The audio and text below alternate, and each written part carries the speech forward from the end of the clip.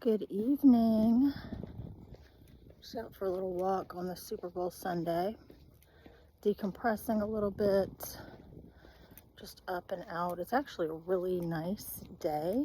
Almost spring-like.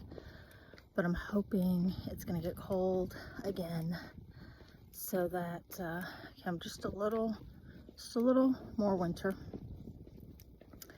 Earlier today I posted a quick little video after I did my run this morning about, it was for female warriors, specifically female military veterans, or they could still be on active duty, it doesn't matter, who were not able to access or who had been away from their feminine energy for a really long time, by virtue of their mission requirements, the nature of the job in the military, and how tapping into that feminine energy is vital.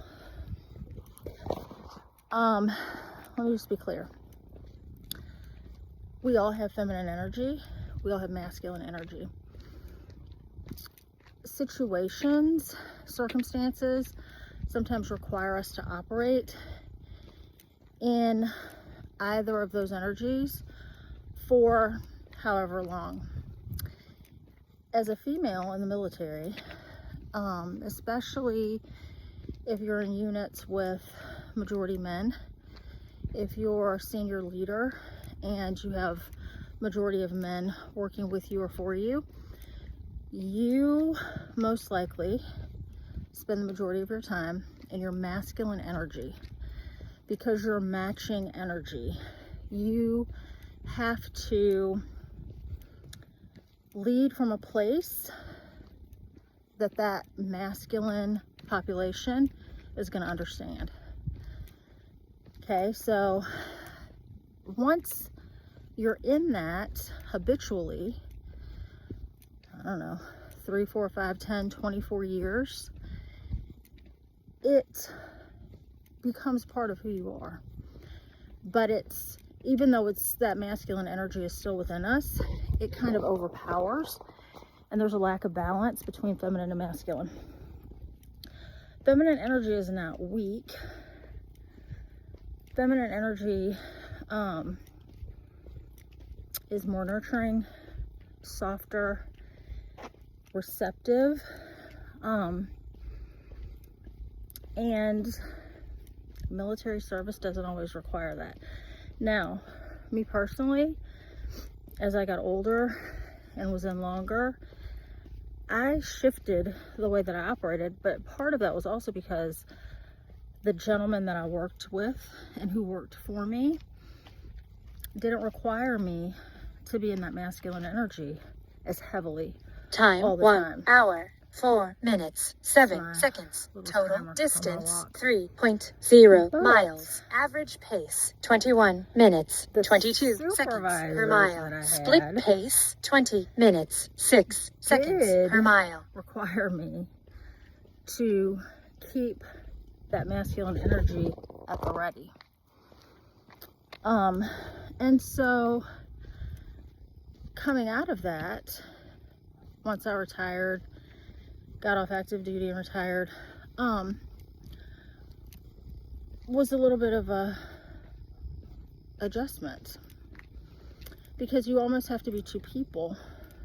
You're who you are personally, you're who you are professionally, but in the military, because you're who you are professionally 24 hours a day, it's kind of hard. Like, you don't have a minute to actually make the transition and get to camp out in that feminine energy for an extended period of time, right?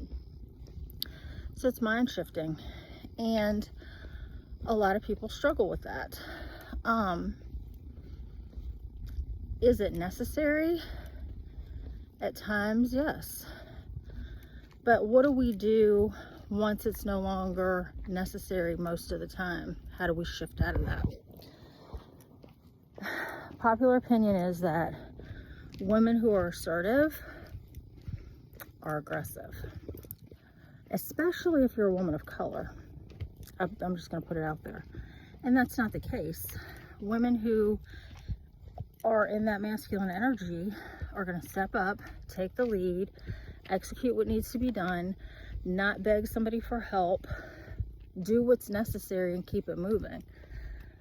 That's who you become as a leader in the military. And that's usually who you are outside of the military. But the problem is that our nervous systems simply were not designed to be at the ready and on high alert and constantly set on go all the time. So we have to figure out ways to dial that back and reset our nervous systems. Anxiety and depression come from being on go all the time, heightened sense of alert, having to be the one to figure everything out, not feeling like you can really depend on other people because those people either haven't shown up in the past or you don't trust that they're going to show up now, just simply based on previous experience with other people. So, what has helped me? I'm grateful that when I was stationed in California, back in 2013 to 2016, I happened upon yoga. Yoga is not just the movement, it's a whole other umbrella of tools that help me tremendously. Initially, I gravitated towards it because I had really bad sciatica.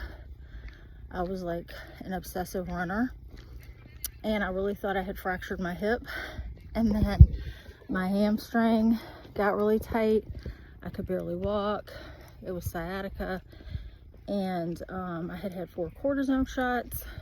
They didn't work, so I paid $30 for a Groupon and did 10 yoga sessions, and I was hooked. And then after practicing out there for about 2 years at the studio, I took the 200-hour teacher training. And so now I'm a yoga teacher and have been for, golly, 10 years now. So I'm a believer. But meditation, visualization, praying, anything that allows you to get silent and really tap into your inner voice is beneficial for resetting your nervous system. The problem on active duty is I could go home and reset, but tomorrow I'm right back in that heightened sense of go and constantly at the ready. So didn't have the time to allow my body to really relish in that state of being reset to truly benefit me. But now I can be.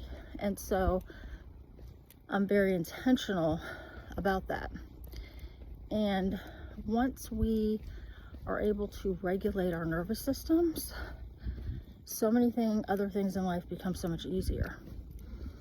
And so I'm going to be talking about that in a series of videos, but I just wanted to come on and mention it briefly while I'm out here on my walk, because walking is one really good way that you can reset your central nervous system. I teach school now, middle school. This is the second go around in the classroom. I taught for 10 years previously, and kids have changed, politics in schools have changed, administration has changed, and it is stressful. So a lot of days I'll come home from work, immediately change and go for a walk just to decompress and reset so that I can enjoy the few hours with my family in the evening without being in that heightened, overstimulated nervous system state. So walking is usually free and for the most part easy, or any other type of physical activity. I also like to do kettlebells, run, anything that's going to help you release some endorphins and dopamine, all the natural chemicals in our bodies that help us regulate ourselves. I'm not talking about prescriptions. I'm not down on anybody who chooses prescription drugs, but I don't. I'd rather find something natural. So if you're interested, just be on the lookout for videos that I'm going to post. It'll probably be a whole nother playlist just about nervous system reset and tapping into our feminine energy.